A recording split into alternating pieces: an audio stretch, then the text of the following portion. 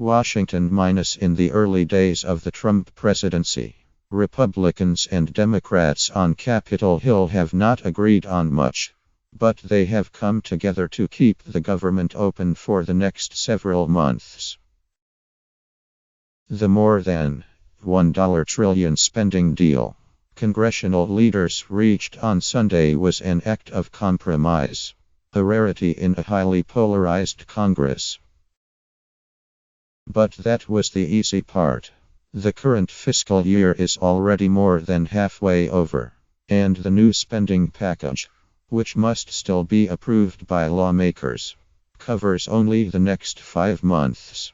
A bigger fight awaits as the year goes on, and President Trump tries to put his imprint on the budget for the next fiscal year, which begins Oct. 1.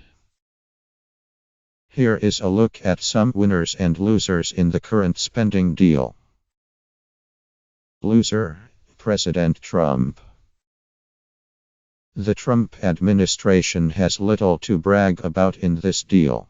The agreement provides an additional $15 billion in military spending, but that is only half of what Mr. Trump had sought. The Trump administration called for $18 billion in cuts to domestic programs. Lawmakers were not receptive, and their response provides a preview of how members of Congress from both parties might respond as Mr. Trump presses for bigger cuts in the 2018 budget. Consider the fate of the National Institutes of Health. The Trump administration sought a $1.02 billion reduction in funding the agency the current fiscal year, but congressional negotiators ended up agreeing on a $2 billion increase. Winner: Congressional Democrats. Consigned to the minority and still processing their grief over the presidential election, Democrats in Congress entered this year in a fairly bleak state. But spending measures are one area where they can still exert considerable influence even while in the minority.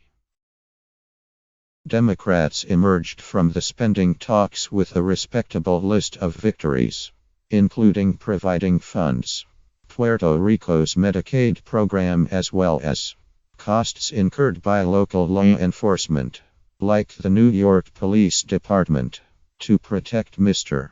Trump and his family. But even more significantly, the Democrats were able to push back on Mr. Trump. Loser: border wall builders. Few campaign promises have been as central and as polarizing as Mr. Trump's oft-repeated vow to build a wall along the border with Mexico, which he insisted Mexico would pay for. Mr. Trump had wanted money to be included in the spending deal to go toward the wall, but he eventually backed down from that demand. A crucial concession helped smooth the path for congressional negotiators completing the spending deal. The agreement does include more funding for border security. Mr. Trump still insists he will build his wall, meaning that lawmakers are likely to face future pressure to come up with funding. Winner: coal miners. A standoff over health care. Retired coal miners raised the prospect of a government shutdown in December.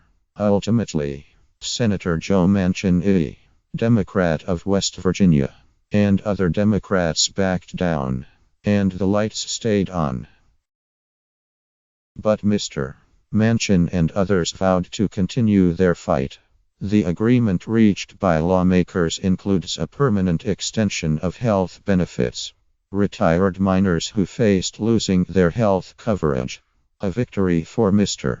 Manchin, Mitch McConnell, Republican of Kentucky and the Senate Majority Leader, and other lawmakers from coal states.